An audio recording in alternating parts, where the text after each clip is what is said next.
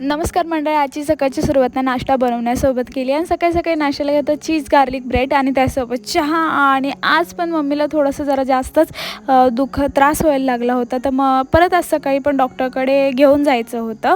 तर मग नाश्ता केला आणि मम्मीला पण डॉक्टरकडे घेऊन गेली. त्यानंतर डॉक्टरकडे गेल्यानंतर डॉक्टरने मला मेडिसिन आणायला पाठवलं होतं. तर ते मेडिसिन आणल्या आणि परत सलाईन लावली होती, पण सलाईन पूर्ण नाही लावली, तिला थंडी वाजून आली.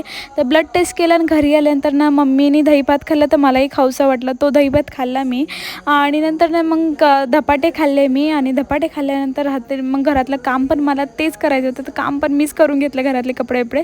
तर चहा प्यायला घातला, चहा पिला मी आणि शिरा खाल्ला होता रात्रीच्या वेळेत. तर मग डॉक्टरकडे नेली होती, सकाळची सलाईन राहिली होते आणि जेवण केलं. रात्री अचानक मम्मीला खूपच त्रास व्हायला लागला होता, तर मम्मीला डायरेक्ट ॲडमिट करायला लागलं.